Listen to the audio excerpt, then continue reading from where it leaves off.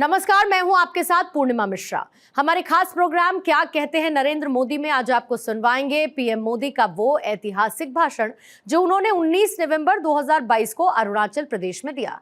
अपने भाषण में प्रधानमंत्री ने कहा कि आजादी के बाद नॉर्थ ईस्ट बिल्कुल अलग तरह के दौर का गवाह रहा। दशकों तक ये क्षेत्र उपेक्षा और उदासीनता का शिकार रहा है, क्योंकि तब कांग्रेस का सिर्फ यही मकसद था कि चुनाव कैसे जीता जाए।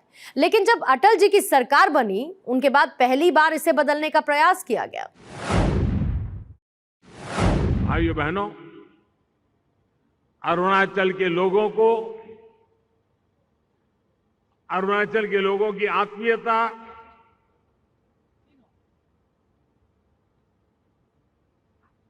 कभी भी अरुणाचल के लोगों को देखो, वो हंसते ही हैं, चेहरा मुस्कुराता रहता है।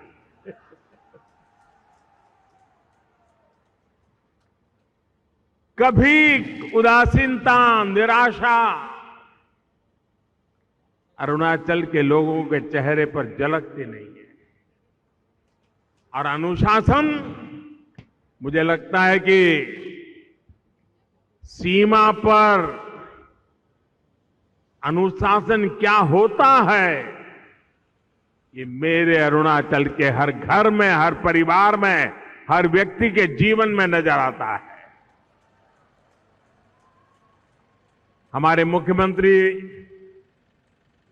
प्रेमा जी के नेतृत्व में ये डबल इंजन की सरकार की मेहनत, विकास के लिए प्रतिबद्धता, वो आज अरुणाचल को इस नई ऊंचाई पर पहुंचा रही है। मैं कि प्रेमा जी और उनकी पूरी टीम को बहुत बहुत बधाई देता हूं। आपको याद होगा, और अभी प्रेमा जी ने उल्लेख भी किया, कि फरवरी 2019 में इस एयरपोर्ट का शिलान्यास हुआ था और ये सौभाग्य मुझे मिला था।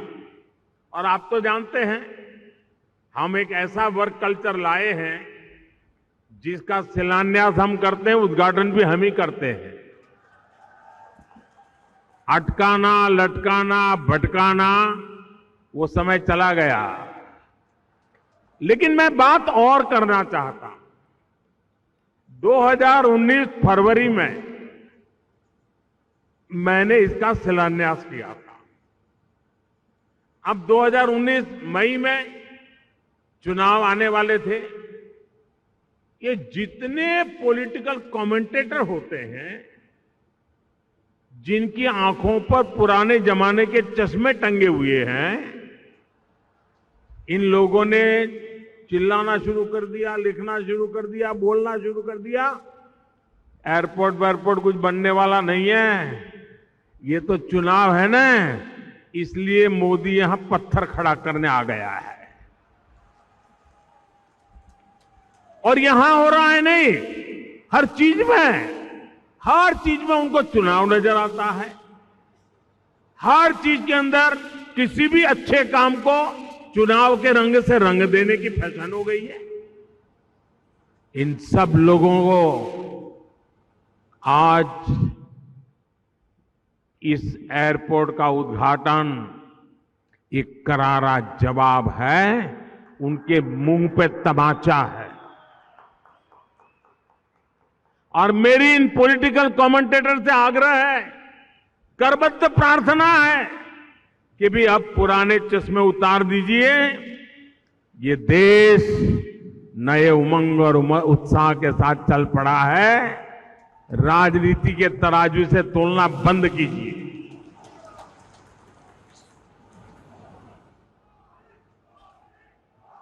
जो कमेंटेटर इसको चुनावी घोषणा कहते थे, आज 3 साल के भीतर ही वो इस आधुनिक भव्य स्वरूप से आकार ये हमारा एयरपोर्ट देख रहे हैं। और ये मेरा सौभाग्य है कि मुझे आपकी हाजिरी में, लाखों लोगों की साक्षी में पूरा अरुणाचल आज ऑनलाइन जुड़ा हुआ है, पूरा अरुणाचल जुड़ा हुआ है। ये भी एक बड़े गर्व की बात है। आज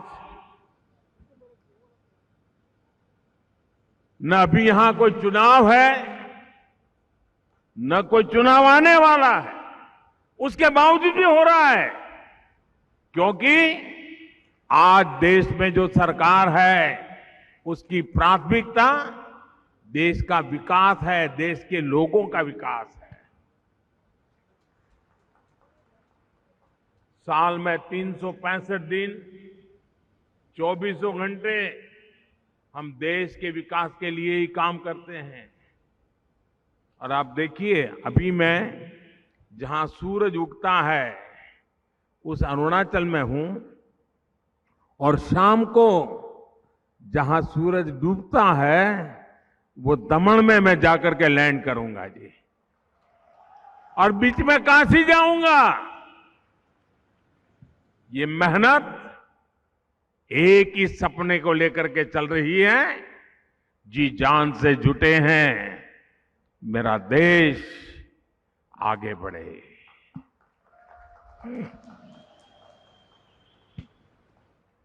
हम न चुनावों का फायदे नुकसान सामने रख करके काम करते हैं, न चुनाव के लाभ पाने के लिए छोटे छोटे इरादों से काम करने वाले लोग हैं। हमारा तो सपना सिर्फ और सिर्फ मां भारती हैं, हिंदुस्तान है, 130 करोड़ नागरिक है। आज इस एयरपोर्ट के साथ ही 600 मेगावाट के कामेंग हाइड्रो प्रोजेक्ट का भी लोकार्पण हुआ है। ये भी अपने आप में एक बहुत बड़ी उपलब्धि है। विकास की उड़ान और विकास के लिए ऊर्जा का ये गठबंधन अरुणाचल को एक नई गति से नई ऊंचाई पर लेकर के जाएगा। मैं इस उपलब्धि के लिए अरुणाचल के मेरे प्यारे भाइयों बहनों को, सभी उत्तर पूर्व के राज्य के भाइयों बहनों को बहुत बहुत बधाई देता हूं, बहुत बहुत शुभकामनाएं देता हूं। आजादी के बाद नॉर्थ ईस्ट बिल्कुल अलग तरह के दौर का गवाह रहा है। दशकों तक ये क्षेत्र उपेक्षा और उदासीनता का शिकार रहा।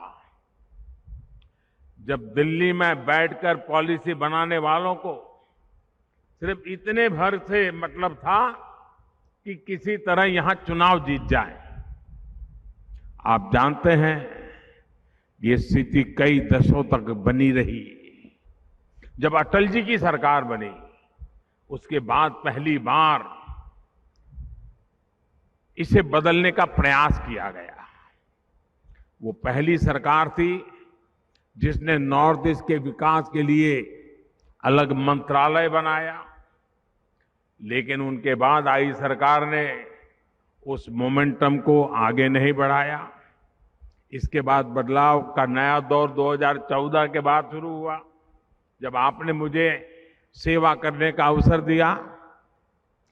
पहले की सरकारें सोचती थी कि अरुणाचल प्रदेश इतना दूर है, नॉर्थ इतना दूर है, दूर सुदूर सीमा पर बसे लोगों को पहले आखिरी गांव माना जाता था, लेकिन हमारी सरकार ने उन्हें आखिरी गांव नहीं, आखिरी छोर नहीं, बल्कि देश का प्रथम गांव मानने का काम किया। नतीजा ये कि नॉर्थ ईस्ट का विकास देश की प्राथमिकता बन गया।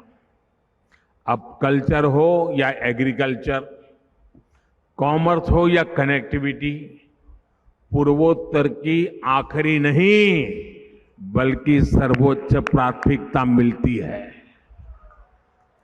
बात ट्रेड की हो या टूरिज्म की हो, टेलीकॉम की हो या टेक्सटाइल की हो, पूर्वोत्तर को आखिरी नहीं बल्कि सर्वोच्च प्राथमिकता मिलती है। ड्रोन टेक्नोलॉजी से लेकर कृषि उड़ान तक, एयरपोर्ट से लेकर पोर्ट से कनेक्टिविटी तक पूर्वोत्तर देश की प्राथमिकता है। भारत का सबसे लंबा ब्रिज हो या सबसे लंबा रेल रोड ब्रिज हो, रेल लाइन बिछानी हो या रिकॉर्ड तेजी से हाईवे बनाना हो, देश के लिए पूर्वोत्तर सबसे पहले है। इसी का परिणाम है कि आज नॉर्थ ईस्ट में अपेक्षा और अवसरों का नया दौर शुरू हो चुका है, नया युग शुरू हो चुका है। आज का ये आयोजन नए भारत की इस अप्रोच का बहुत शानदार उदाहरण है।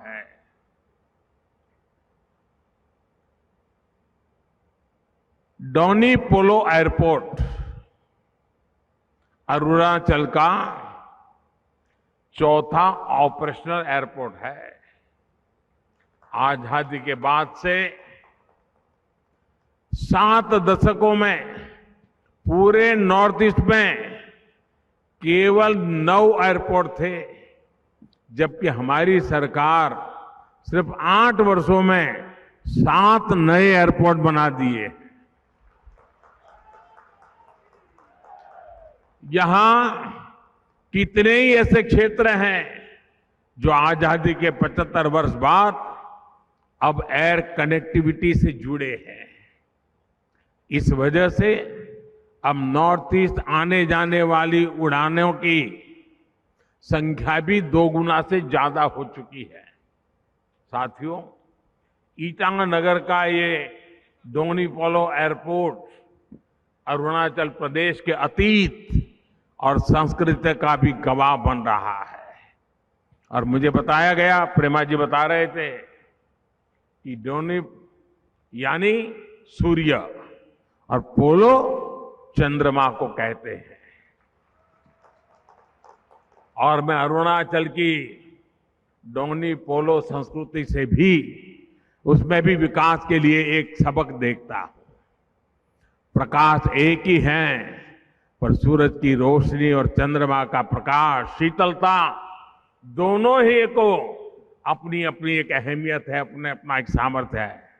ठीक इसी प्रकार जब हम विकास की बात करते हैं तो बड़े बड़े प्रोजेक्ट हो या गरीब तक पहुंचने वाली जन कल्याण की योजनाएं, दोनों ही विकास के जरूरी आयाम है। आज जितनी अहमियत एयरपोर्ट जैसे बड़े इंफ्रास्ट्रक्चर की है, उतनी ही अहमियत गरीब की सेवा को, उसके सपनों को भी दी जाती है।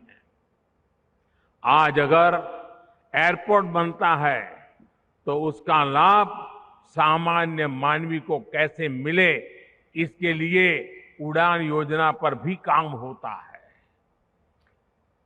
फ्लाइट सेवा शुरू होने के बाद पर्यटकों की संख्या कैसे बढ़े, कैसे उसका लाभ छोटे व्यापारियों को, दुकानदारों को, टैक्सी ड्राइवर्स को मिले, इसके लिए हम काम करते हैं। साथियों, अरुणाचल प्रदेश में आज दुर्गम से दुर्गम ऊंचाई पर बॉर्डर एरियाज में सड़कें और हाईवे बन रहे हैं। केंद्र सरकार सड़कों के निर्माण के लिए करीब करीब 50,000 करोड़ रुपए और खर्च करने के लिए जा रही है। जब इतना इंफ्रास्ट्रक्चर होगा तो बड़ी संख्या में पर्यटक भी आएंगे। अरुणाचल के कोने कोने में प्रकृति ने इतनी खूबसूरती दी है, हर गांव में पर्यटन की अपार संभावनाएं हैं।